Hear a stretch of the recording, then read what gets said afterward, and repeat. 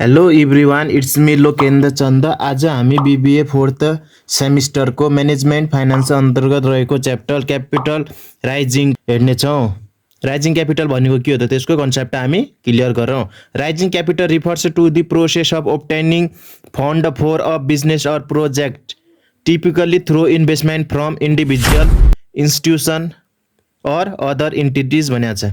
Rising capital भनेको एउटा प्रक्रिया हो जस अन्तर्गत बिजनेस अर प्रोजेक्टहरूले इन्भेस्टमेन्ट थ्रु के गर्छन्, फन्डहरू राइज गर्छन्। त्यही नै हाम्रो के हो, क्यापिटल राइजिङ हो। This can involve various methods such as selling equity, issuing डेब्ट or seeking alternative finance options like crowdfunding भनेको छ। अनि यो प्रक्रिया अन्तर्गत हामीले धेरै वे थ्रु या धेरै मेथड थ्रु हामीले के गर्न सक्छौँ, फन्डहरू राइज गर्न सक्छौँ। जस्तै हाम्रो फर्स्ट वान छ सेलिङ इक्विटी। हामीले इक्विटी सेल गरेर अनि इस्युइङ डेब्ट लिएर or seeking alternative financial option, अरू फाइनान्सियल अप्सनहरू पनि छन्। जस्तै क्राउड फाउन्डिङ भने धेरै सिङ्गलबाट नभए धेरै इन्डिभिजुअल थ्रु हामीले के फन्ड राइज गरेर हामी के गर्न सक्छौँ, आफ्नो कम्पनी या बिजनेसको फन्ड राइज गर्न सक्छौँ, यानि कि क्यापिटल राइज गर्न सक्छौँ। अनि सोर्सेजहरू के छन् तब क्यापिटल राइज गर्ने, त्यो हेरौँ त हामीहरू सरसर्ती।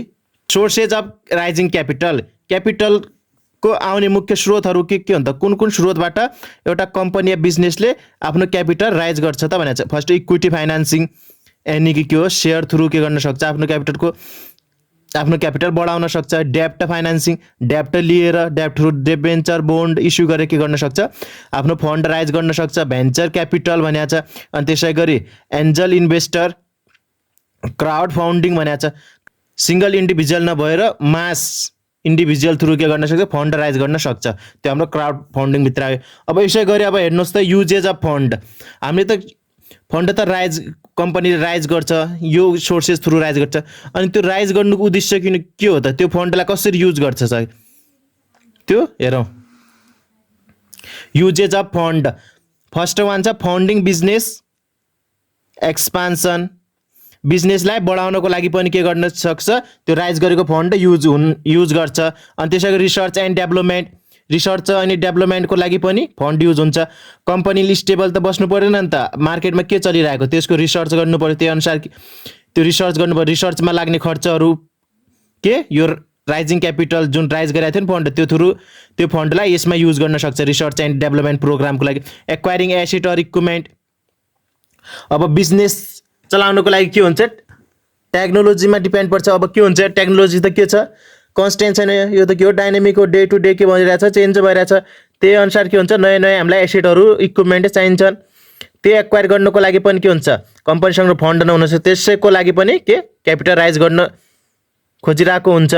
अनि पेमेन्ट एक्जिस्टिङ डेब्ट, अनि कम्पनीले कहाँबाट लोन लिएको हुनसक्छ, त्यो लोन तिर्नको लागि पनि के गर्न सक्छ, त्यो जुन फन्ड राइज गरेको थियो त्यसको युज चाहिँ त्यो लिएको लोन तिर्नको लागि युज गर्न सक्छ। जस्तै working capital for day to day option भने अपरेसन भनेको छ। डे टु डे अपरेसनको लागि पनि त्यो फन्डलाई युज गर्न सक्छ। यो चाहिँ भयो हाम्रो युजेज अफ फन्ड। अनि त्यसै गरी हेरौँ इम्पोर्टेन्स के छ त, यो फन्डहरू यो राइज गर्नुको इम्पोर्टेन्स किन छ, त्यति महत्त्व किन छ यो फन्ड राइज गर्नुको, नगर्दा पनि हुँदैन भन्ने लाग्न सक्छ। त्यसको लागि हामी यसको इम्पोर्टेन्सहरू हेरौँ त। Facilitates business growth and expansion, most of the कम्पनीजहरूले क्यापिटल राइज गर्नुको मेन उद्देश्य नै के हो, तिनीहरू आफ्नो बिजनेस ग्रोथ र एक्सपान्सन गर्नुको लागि के गर्छन्, क्यापिटल राइज गराउँछन्। Provide fund for innovation and development, innovation र डेभलपमेन्टको लागि के गर्न सक्छ, यसले फन्ड प्रोभाइड गर्न सक्छ। अनि strength for financial stability and resilience, आफ्नो फाइनेन्सियल स्ट्याटसमा फ्लक्चुएसन नआउनको लागि त्यो फाइनेन्सलाई स्टेबल गर्नको लागि पनि के हुन्छ, क्यापिटल राइजको एकदमै ठुलो महत्त्वपूर्ण रोल हुन्छ। हेल्प सिन्साइज स्ट्रेटेजिक अपर्च्युनिटी, एउटा के हो, स्ट्रेटेजिक अपर्च्युनिटी हो जुन हामीले अलवेज के गर्नुपर्छ, कम्पनी ग्र्याब गर्नुपर्छ। अनि त्यसै गरी इन्हान्स कम्पिटेन्स इन द मार्केटमा कम्पिटेन्स छन् के छ, बढिरहेको छ, त्यसलाई के इन्हान्स गर्नको लागि पनि हामीलाई के हुन्छ, क्यापिटलको आवश्यकता पर्छ। त्यही भएर यो के छ, राइजिङ क्यापिटल हाम्रो लागि एकदमै इम्पोर्टेन्ट छ संस्थाको लागि। Attractive investor and stakeholders, अनि कम्पनीप्रति सेयर स्टेक होल्डर र इन्भेस्टमेन्टको के आकर्षण बढाउनको लागि पनि के जरुरी छ, हामीले क्यापिटल राइज गर्नु जरुरी छ। यो भयो हाम्रो क्यापिटल राइजिङको हामीले के हेऱ्यौँ, जसमा सोर्सेज हेऱ्यौँ अनि युजेज हेऱ्यौँ, सँगसँगै इम्पोर्टेन्स पनि हेऱ्यौँ। अब यसै च्याप्टरसँग रिलेटेड हाम्रो नेक्स्ट हेडिङ छ लिजिङ एन्ड पर्चेजिङ। अब हामी हेरौँ लिजिङको डेफिनेसन हेरौँ। कम्पनीले किन त लिज लिन्छ त त्यो बुझौँ। त्योभन्दा फर्स्ट यसको डेफिनेसन हेरौँ। Leasing is a contractual agreement where one party the lessor grant the use of an asset to another party. Lease भनेको के रहेछ? एउटा कन्ट्र्याक्ट रहेछ जुन दुई पार्टी बिच हुन्छ। एउटा लिजर भयो, अर्को लिजी भयो। लिजरले के गर्छ? ग्रान्ट गर्छ use of asset to another party भनेको छ। के गर्छ? मेरो सम्पत्ति युज गर भनेर के गर्छ? अर्को पार्टीलाई भन्छ, जुन हो lessee. For a specific period in exchange for a payment, जुन के हुन्छ? एउटा सर्टेन पिरियडको लागि हुन्छ। अनि तिनीहरू बिच के हुन्छ? पेमेन्टको एग्रिमेन्ट हुन्छ, जुन इन्स्टल बेसमा बुझाउनु पर्छ। त्यही प्रक्रियालाई के भनिन्छ? लिजिङ भनिन्छ। जस्तै यता हेर्नुहोस् त, the lessee does not own the asset भनेको छ। जुन लिजी हुन्छ त्यसले के गर्छ? एसेट चाहिँ ओन गर्दैन, but has the right to use it for the duration of lease भनेको छ। जो लिजी हो, जो त्यो एसेटलाई एज अ लिज लिन छ, त्यसले त्यो सम्पत्ति किन्दैन, तर त्यसमा के हुन्छ? त्यसको अधिकार हुन्छ। के? त्यो सम्पत्ति युज गर्ने त्यसको के हुन्छ? अधिकार हुन्छ। Certain period duration of the lease भनेको छ। जति पिरियडसम्मको त्यो लिजको एग्रिमेन्ट हो, जस्तै 5 वर्ष, 10 वर्ष, 20 वर्ष, कति वर्ष हुन्छ त्यो लिज लिएको ड्युरेसन हो, त्यो पिरियडसम्म त्यसले त्यो सम्पत्ति युज गर्न मिल्छ, त्यसमा त्यसको अधिकार हुन्छ। At the end of the lease term, यदि लिज लिएको समयको अन्तिमतिर, the lessee typically has the option to return the asset or renew the a lease or purchase the asset at the agreed upon price भनेको छ। अब त्यो lease त के हो? हाम्रो सर्टेन पिरियडको लागि लिएको हुँ। एक दिन त त्यो लिज पिरियड त खत्म हुन्छ। अनि त्यो खत्म हुने टाइममा लिजी, जुनले लिज लिएको, लिज दिएको वाला होइन, लिएको व्यक्तिले के गर्न सक्छ? उसँग धेरै अप्सनहरू, जस्तै के गर्न सक्छ? त्यो एसेट जुन लिज लिएको थियो नि, त्यो एसेट के गर्छ? आफ्नो काम 5 वर्षको लागि म युज गर्छु भनेको छ नि, 5 वर्ष सिद्धियो, त्यसपछि के हो? ओरिजिनल जुन त्यसको मालिक हो त्यसलाई के गर्छ? सुनपिन्छ या त रिन्यू गर्छ। त्यो 5 वर्षको लागि लिएछ, उसलाई के लाग्यो? होइन, मैले अझ 5 वर्ष यसमा काम गर्नुपर्छ, त्यसको लागि मलाई चाहिन्छ भनेर अझ त्यो लिजलाई के गर्न सक्छ? रिन्यू गर्न सक्छ। फर्दर 5 इयर्सको लागि अरू थप्न सक्छ। होइन, नगरेर के गर्न सक्छ? त्यो जुन एसेट छ नि त्यसलाई पर्चेज पनि गर्न सक्छ। एग्रिड अपन दि प्राइज, तिनीहरूको एग्रिमेन्ट भयो भने तिनीहरूले के गर्न सक्छ? त्यो लिजीले त्यो एसेट पर्चेज पनि गर्न सक्छ एग्रिमेन्ट अनुसार। यदि लिजी चाहिँ बेच्न तयार छ भने लिजरले चाहिँ एट द इन्ड अफ पिरियडमा किन्न पनि सक्छ। त्यो एग्रिमेन्ट हुनुपर्छ दुईटाको बिचमा। अब त्यसै गरी हेरौँ त पर्चेज। कुनै पनि कम्पनीले के गर्न सक्छ? एसेटहरू दुई वेले जोड्न सक्छ, या त पर्चेज गरेर या त त्यो लिजमा लिएर। त्यसको कुरा हामी भिडियोको लास्टमा गर्नेछौँ, त्यही भएर भिडियोमा रहिरहनु होला।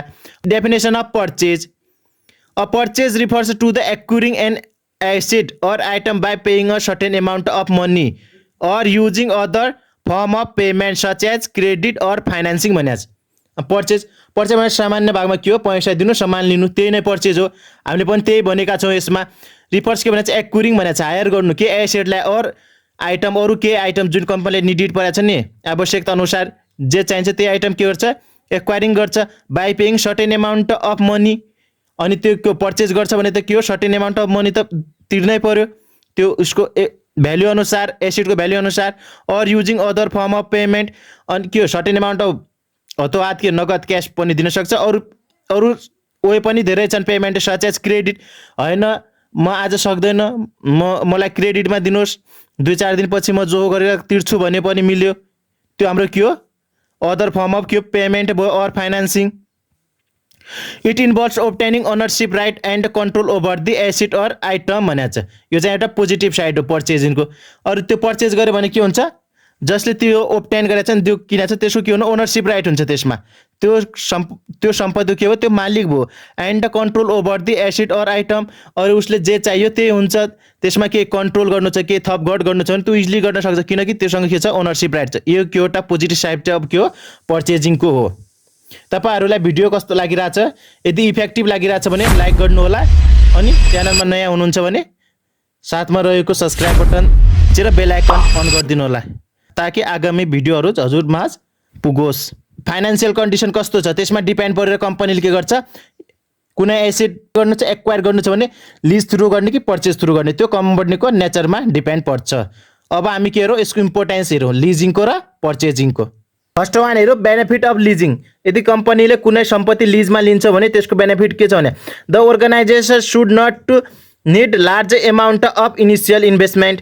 हो कम्पनीले कुनै के हो एसिड जस्तै एसिडमा के हुनसक्छ ल्यान्ड हुनसक्छ बिल्डिङ हुनसक्छ कुनै मसिनरी हुनसक्छ त्यो लिजमा लियो भने इनिसियल फेजमा के हो त्यसले धेरै इन्भेस्टमेन्ट गर्नु पर्दैन जुन आवश्यकता पर्दैन भनेको छ त्यो एउटा के हो पोजिटिभ साइड हो लिजिङको अनि त्यसै गरी के भनेको छ based on lease nature the maintenance cost has been bear by the lessor भनेको छ हो एउटा बेनिफिट अर्को के रहेछ लिजको नेचर के छ मेन्टेनेन्स खर्च हुन्छ नि त्यो सबै लिजीले नभएर लिजरले के गर्नुपर्छ बेहोर्नुपर्छ जुन चाहिँ के हो एउटा पोजिटिभ साइड हो के को लिजिङको त्यही भएर कम्पनी के लिजिङ गर्न चाहन्छ त्यो एउटा के हो बेनिफिट हो अनि त्यसै गरी ट्याक्स एडभान्टेज हुन्छ लिजमा लिएछ भने त्यसमा ट्याक्स लाग्ने कुरै भएन अनि रिस्क मिटिगेसन हुन्छ अनि रिस्क पनि के हुन्छ डिभाइड हुन्छ अब हेर हामी पर्चेजको बेनिफिट के छ त फर्स्ट त के भयो ट्रान्सफर अफ ओनरसिप भइहाल्यो सम्पत्तिको के भयो मालिक भइहाल्यो अनि पोटेन्सियल फर एसिड एप्रिसिएसन यदि एसिड एप्रिसिएसन भने एसिडको भ्याल्यु बढ्छ भने त्यो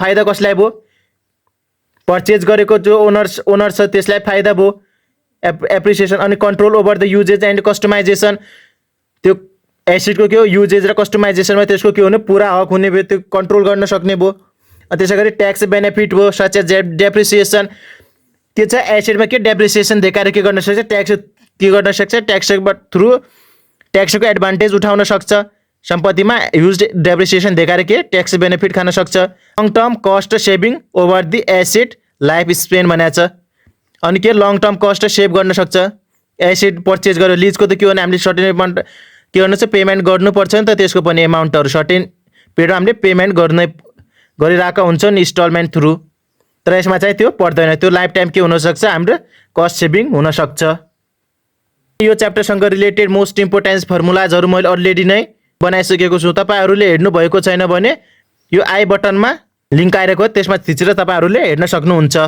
यसको नेक्स्ट भिडियोजमा हामीहरू यो च्याप्टरसँग रिलेटेड एउटा न्युमेरिकल प्रब्लम लिएर आउनेछौँ जसमा न्युमेरिकल हाम्रो केसँग रिलेटेड हुनेछ लिजिङ र पर्चेजिङसँग जसमा हामीलाई दिएको हुन्छ कम्पनीले कुनै एसिड एक्वायर गर्न खोजिरहेको हुन्छ त्यो एसिडलाई कम्पनीले लिज थ्रु एक्वायर गर्दा फाइदा हुन्छ कि त्यसलाई पर्चेज गर्दा फाइदा हुन्छ त्यो हामीले क्याल्कुलेसन गर्नुपर्ने हुन्छ जसमा हामीलाई सर्टेन के दिएको हुन्छ इन्फर्मेसन दिएको हुन्छ त्यसमा बेस भएर हामीले के गर्नेछौँ फर्स्ट लिजिङको पर्चेन्ट भ्याल्यु फाइन्ड आउट गर्नेछौँ अनि त्यसै गरी हामी पर्चेजिङको पनि पर्चेन्ट भ्याल्यु फाइन्ड आउट गर्नेछौँ अनि दुईटै भ्याल्यु हामी कम्पेयर गर्नेछौँ कम्पेयर गर्दाखेरि जसको भ्याल्यु सबैभन्दा कम छ यानि कि लो छ त्यसैलाई के गर्छ कम्पनीले प्रिफर गर्छ भनेर हामी के गर्नेछौँ डिसिजन दिनेछौँ हो यस्तो खाले न्युमेरिकल हामी अब आउने नेक्स्ट भिडियोजमा हामी सल्भ गर्नेछौँ अनि आजलाई यति नै अनि न्युमेरिकलसँग रिलेटेड भिडियो चाहिँ म चाँडै नै लिएर आउनेछु that's all for today I hope this video is informative for you if it is informative for you